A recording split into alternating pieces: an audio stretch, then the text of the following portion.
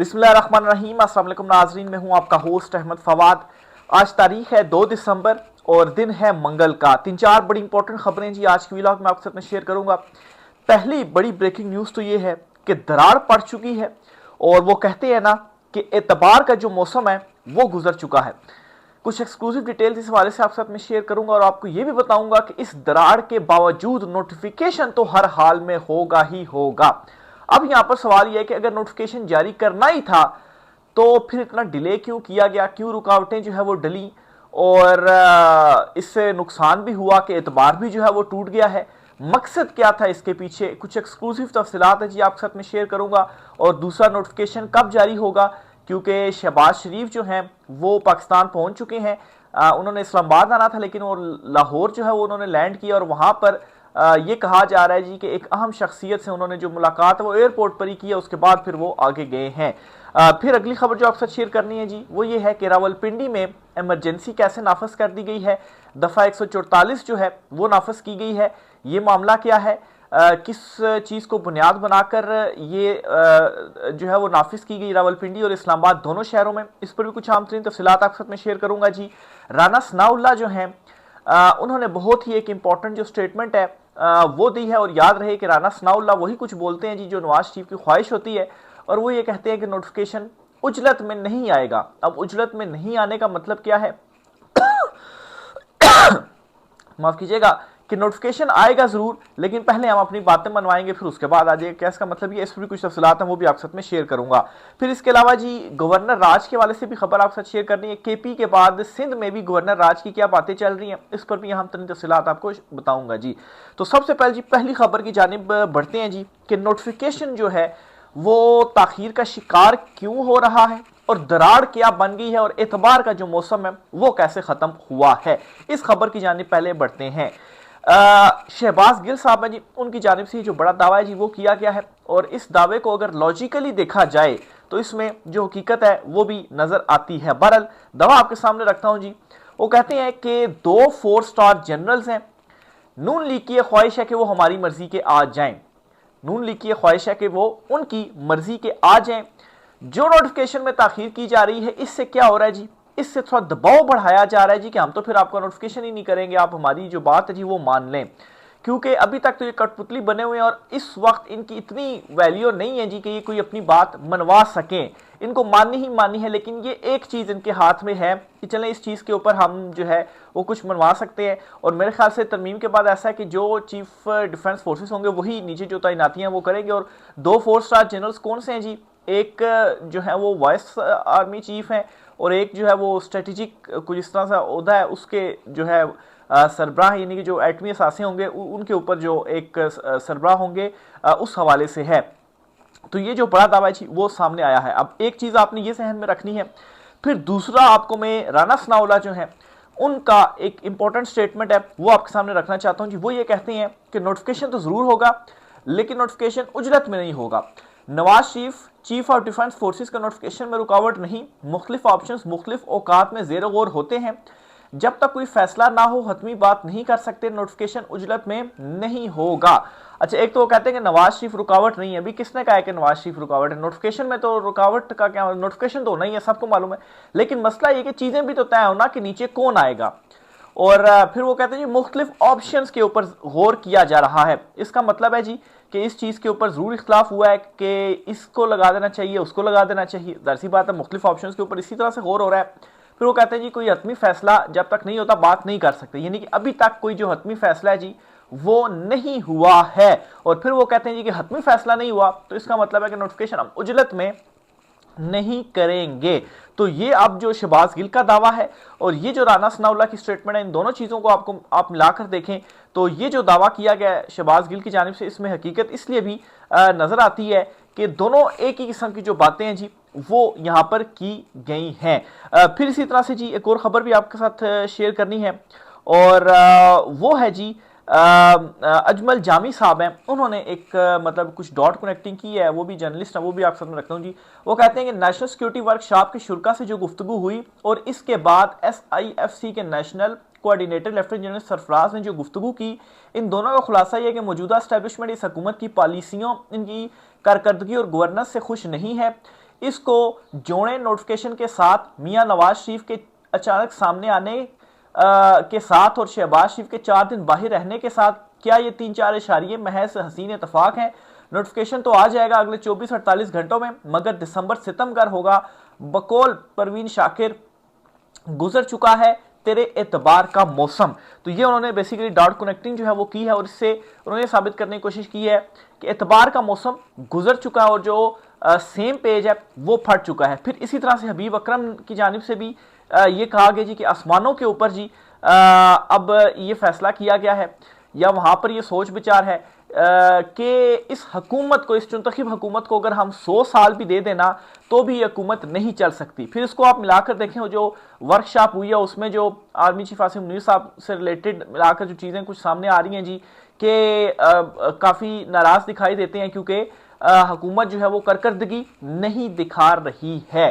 तो एक तो ये सेम पेज फटने वाला मामला जी फट चुका हुआ है और एतबार खत्म हो गया और वाकई दिसंबर सितमगर होगा। और दूसरे नंबर पर ये जी कि जो इख्तलाफात हैं वो क्या हैं, ये दोनों आपको मैंने उनकी स्टेटमेंट्स डॉट कनेक्टिंग करके आपके सामने जो है वो रख दिया है। अब आगे क्या होने जा रहा है और अगर मतलब है कि ये नोटिफिकेशन भी करेंगे, 100 प्याज 100 जूते भी खाएंगे तो फिर ये एतबार भी इन्होंने खो दिया, उसकी तरफ भी आता हूं मैं। लेकिन इस सारी सूरत हाल में पीपल्स पार्टी का जो रोल है जी वो भी आपके सामने रखना बड़ा इंपॉर्टेंट है। वो इस वक्त क्या सोच रही है और ये जो गवर्नर राज की बातें चल रही हैं केपी के अंदर, इस केपी के बाद सिंध की बारी कैसे आ सकती है, इस पर भी कुछ तफसीलात आपके साथ में शेयर करता हूं। फिर इमरजेंसी सूरत हाल के हवाले से पिंडी में, इस्लामाबाद में क्या चला उसकी तरफ भी आते हैं।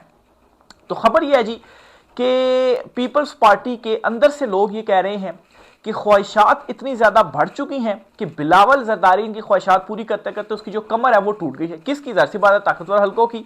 और फिर वो ये कहते हैं जी कि सूबे के हवाले से जो हमारे तहफुजात हैं,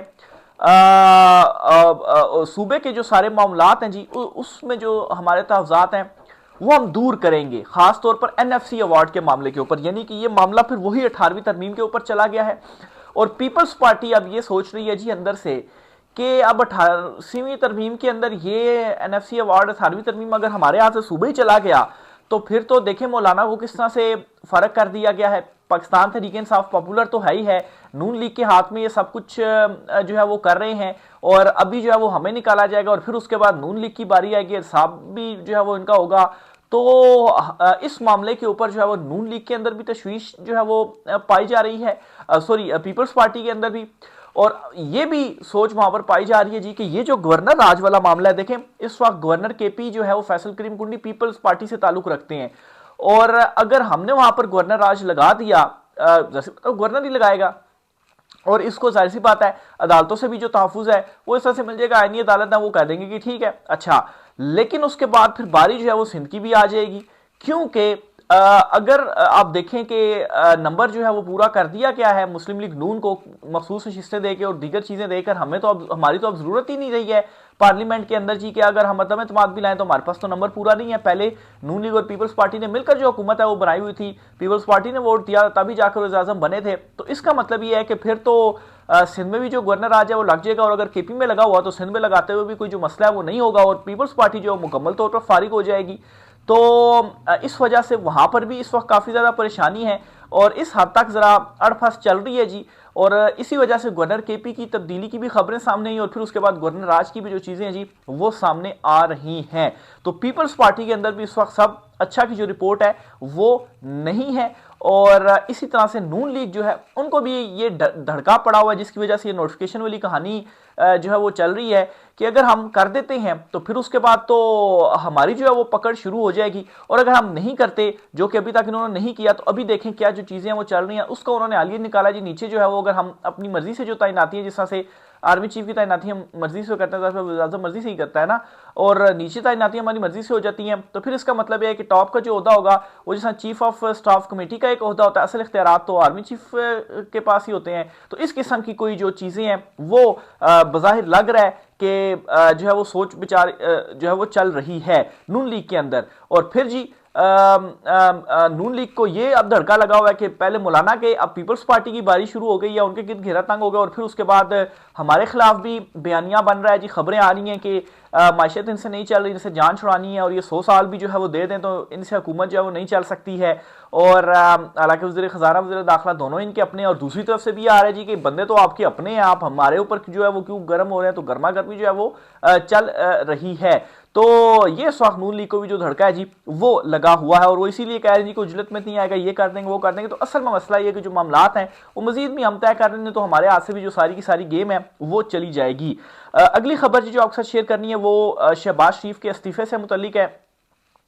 इस पर खबर ये है जी, बल्कि दावा है जी सदीक जान साहब की जानिब से, और उनका ये कहना है जी कि अगर नवाज शरीफ ने शहबाज शरीफ को नोटिफिकेशन जारी करने से रोका तो शहबाज शरीफ जो है वो मुस्ताफ़ी हो जाएंगे, क्योंकि शहबाज शरीफ जो हैं वो जिस तरह से कहा जाता है उसी तरीके से जो चीज़ें जी वो कर रहे होते हैं। तो बहरहाल जहाँ तक नोटिफिकेशन का मामला है तो ये मामला ही मसला ही नहीं, नोटिफिकेशन तो होना ही होना है, अब 24-48 घंटे के अंदर भी हो जाएगा। लेकिन मसला ये था कि टाइम से क्यों नहीं हुआ और पहले क्यों नहीं हुआ। टाइम तो था, 27वीं तरमीम के बाद कितने दिन थे आपके पास, चीज़ें तय हो सकती थी, लेकिन चीज़ों को डिले किया गया, चीज़ों में जो है वो खिचड़ी बनाई गई और टाइम जो है वो गुजर गया। अब जो है उसको रिकवर करने के लिए ये भी चीज़ें कही जा रही है जी कि कोई मुद्दत मुकर्रर नहीं है, बाद में भी जो है वो हो सकता है। लेकिन जाहिर सी बात है कल को जब ये चीज़ें खुलेंगी ना, उखड़ेंगी, तो फिर और भी बहुत कुछ सामने आएगा कि हो सकता है ये चीज़ें भी सामने आए जी कि गैर कानूनी जो तैनातियां हैं वो हुई हैं या तरमीम अगर रिवर्स हो जाती है तो इस किस्म की, क्योंकि फ्लॉज इस किस्म के छोड़ दिए गए ना जिसके ऊपर अभी भी बातें हो रही हैं,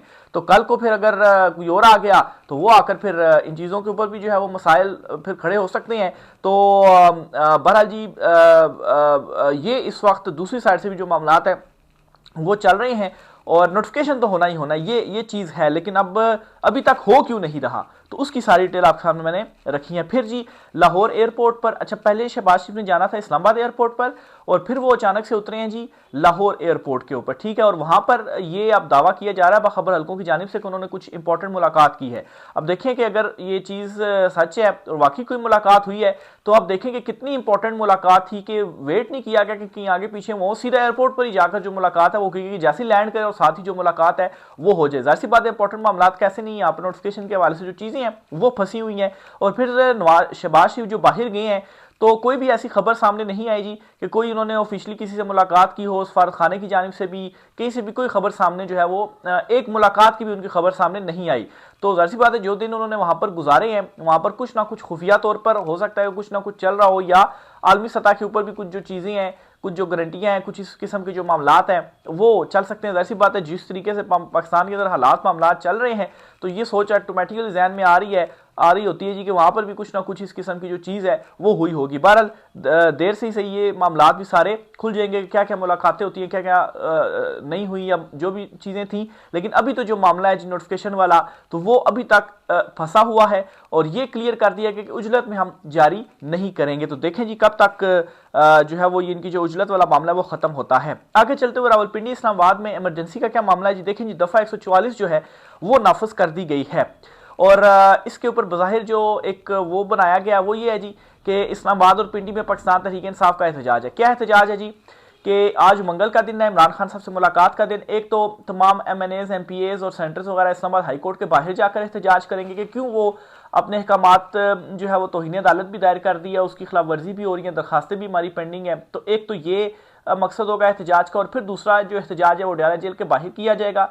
और इमरान खान साहब की आज मुलाकात का भी जो है वो दिन है। अभी तक जब मैं ये व्लॉग रिकॉर्ड कर रहा हूँ तो अभी तक तो कोई जो मुलाकात वगैरह है वो नहीं करवाएगी। देखें इमरान खान साहब से आज जो मुलाकात है वो करवाई जाती है या नहीं करवाई जाती, लेकिन आज मंगल का दिन है। फिर इसी तरह से जी आज एक और खबर भी अभी आई है, मैं शेयर करता चलूँ जी। जुडिशल कमीशन का इजलास था, चीफ जस्टिस जो है याह्या अफरीदी साहब उनकी सदारत में, और इस इजलास में जी कुछ अहम जो फैसले हैं वो किए गए हैं। क्या फैसले हुए हैं जी, एक तो ये है जी कि जुडिशल कमीशन ऑफ पाकिस्तान के इजलास में जी सिंध हाई कोर्ट के चीफ जस्टिस के लिए जस्टिस जफर राजपूत के नाम की मंजूरी दी गई है। और इसी तरह से जी चीफ जस्टिस पाकिस्तान व chairman judicial commission Yahya Afridi की सदारत में जो इजलास है जी वो हुआ है। बलूचिस्तान हाई कोर्ट के जो चीफ जस्टिस है उनकी तकर्री पर गौर किया जा रहा है और 3 जो नाम हैं जी जिनमें जस्टिस कामरान खान, जस्टिस इकबाल अहमद कानसी और जस्टिस शौकत अली जो हैं इनके नामों पर गौर किया जा रहा है। तो चीफ जस्टिस बलूचिस्तान के नाम पर गौर हो रहा है जी, और सिंध हाई कोर्ट के chief justice justice Zafar Rajput होंगे। और इसी तरह से जी बल्कि अभी साथ ही अपडेट आ गई जी कि बलूचिस्तान हाई कोर्ट के मुस्तकिल चीफ जस्टिस के लिए जस्टिस कामरान खान मलाखेल के नाम की जो मंजूरी है जी वो दे दी गई है। तो ये जी बलूचिस्तान और सिंध के जो चीफ जस्टिस हैं जी उनके नामों की मंजूरी हो गई है। इसके अलावा सुप्रीम कोर्ट ऑफ पाकिस्तान में भी एक जो चीफ जस्टिस हैं वो आने हैं, देखें सॉरी सुप्रीम कोर्ट में हाई कोर्ट में से एक सीनियर जो जज हैं जी वो आने हैं, वो कौन से होते हैं वो भी अभी इजलास चल रहा है। साथ साथ चूंकि चल रही हैं चीज़ें, अपडेट्स आई थी तो मैंने कहा ये भी आपके साथ शेयर कर दूं, उस पर भी इंशाल्लाह चीज़ें आपके साथ शेयर करूंगा। राय का साथ कीजिएगा। आज की व्लॉग से इतना ही, इजाज़त दीजिए, अल्लाह हाफिज़।